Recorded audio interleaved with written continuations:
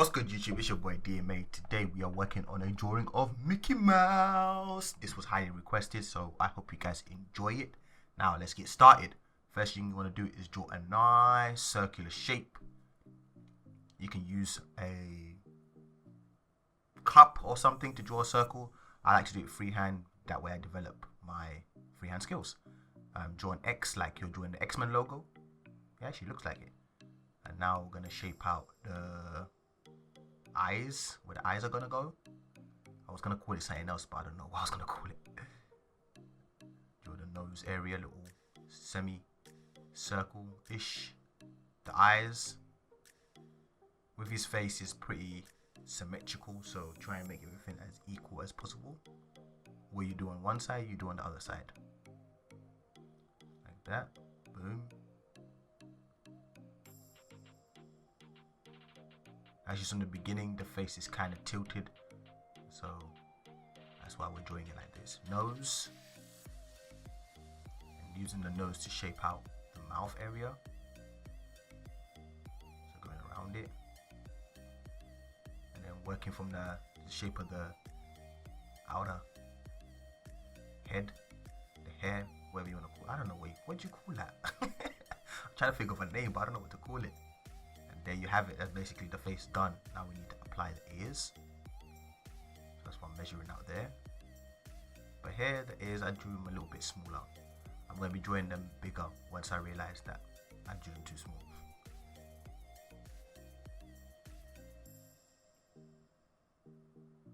Even though it still looks fine, it looks perfectly fine there. But it's when I do the rest of the drawing that I realize, okay, maybe I drew the ears a bit too small.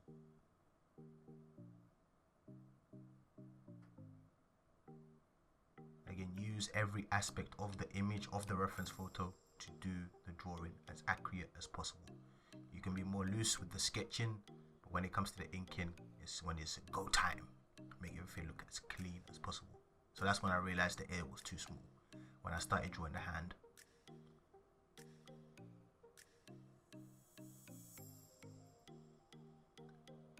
That's much better.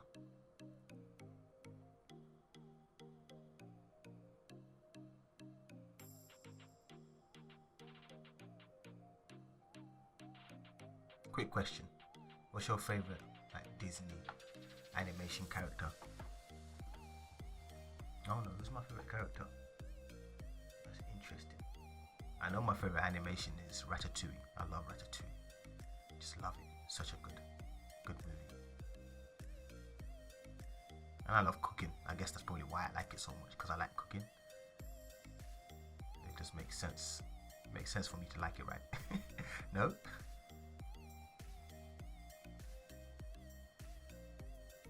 At the body, doing the glove. Sorry about any background noise you hear about trains and everything going past, because I live by a train station. Not right next to it, but it's pretty close. Hopefully my mic doesn't pick it up. Let's see how good of a mic I got. You can see with the sketch I'm more loose with my lines and willing to make adjustments right now. This is the best time to do it. Trying to make adjustments while you're inking and trying to keep the strokes as clean as possible, it's rough. So it's better to do everything you need to do it now. All the mistakes, the adjustments, do it now. And if you're gonna make adjustments when inking, make sure it's like small adjustments. Like you might make something a little bit bigger or just a little bit longer type of situation. That's okay. But when you have to redraw the whole thing, do that now. This is the space and time for error. So as you can see, the top of the hand is in line with the ear, and that's why I had to make that adjustment at the beginning, because I could already tell that the ear was too small, and then the distance between the ear and the hand as well was a bit too much. So all those things come into mind when it comes to calculating the distance and how big something's going to be or how small it should be. It's not just horizontal and vertical lines, it's also the distance. You know, that's where you can check the proportion, say, okay, that's too far a gap, or too big of a gap, or too small of a gap type of situation. But again, the more you do this, the better you will become. And then the easier it is the easier it will be for you to see certain things. You'll be like, okay, nah, that's too long, that's too wide, too narrow. It needs to be a little, you know, those type of situations. But that all comes with practice. But you will get it. Again, this, pause it if you need to pause it. If I'm going a bit too fast for you, pause it as much as you can. Take your time, and you don't just have to draw this the once. You can draw it multiple times if you feel like you need it. And again, I get caught up sometimes in the drawing and I forget to zoom my camera out, because obviously I try to zoom in so you guys can actually see what I'm working on. But sometimes I forget to zoom out because I'm such in the zone. I'm just going. I'm straight on attack mode.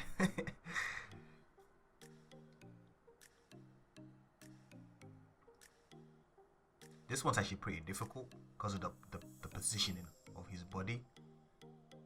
So I can see why this one might be fairly challenging for some people, because the positioning of the body doesn't make it easy, and the legs and everything. But again, that's the reason why I chose images like this, because I don't want it to be too easy to the point where it's not challenging anymore.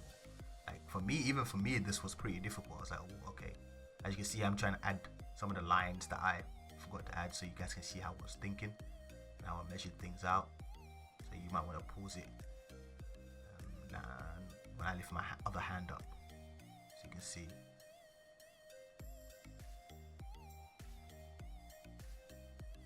That's basically the pencil sketch done. Very nice. I like it. Let's get the ink in. This is my favorite part. I just love it. It just makes everything look so clean, and you can see all the pencil lines and everything underneath. That was the way I was thinking, and it just looks. I just love the inking part. It's definitely my favorite part of the drawing. Not even the coloring, the inking. When you do that black and white, just looks nice. I'm getting too happy. Getting way too happy right now.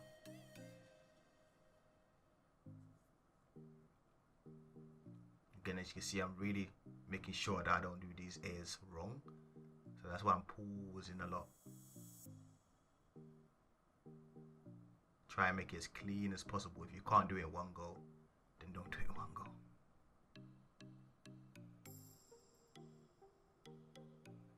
Again, we're using the twin markers. Will be linked in the description for you guys if you are interested. Any link you use will support the channel as well.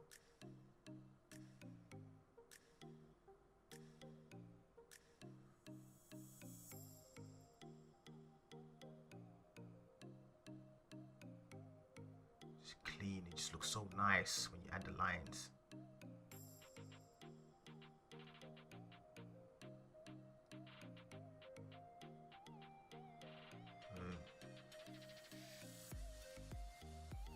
Let's add some color to this. There we go. Same marker, it's just the thicker tip that I'm using right now.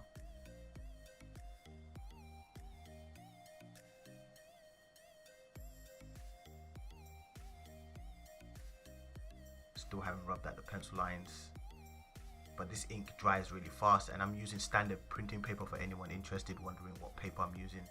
There's no special paper, it's just standard printing paper.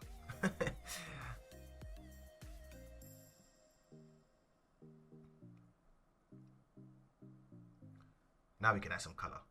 No, can we add some color? Yeah. So as you can see, I also made some of the lines thicker. I tend to do that sometimes when I rub the pencil lines out and everything. I'm like, lines need to be a little bit more juicy, not juicy enough. So that's when I go and add more thickness.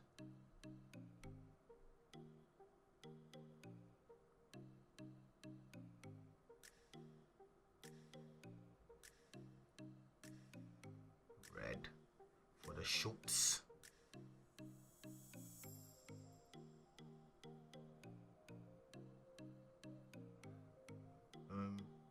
Now we're gonna add in some creme de la creme, and this is a brush pen because I don't have the cream color in the twin markers. I only have the skin color in brush pens and color pencils, and today I didn't really feel like using color pencils, so I decided to use the brush pen. Still did a very good job bringing in the pens as well to add some extra highlights and shadows and stuff like that. Again, you guys can use color pencils, markers if you want to. I just like to mix ballpoint pen with everything because I'm a ballpoint pen artist. But yeah, this is pretty much it for this tutorial, guys. I hope you guys enjoyed it. Please share it with me on my social media accounts so I can see, and I will catch you guys in the next video. If you're new to the channel, subscribe. Thank you very much. We out. Peace.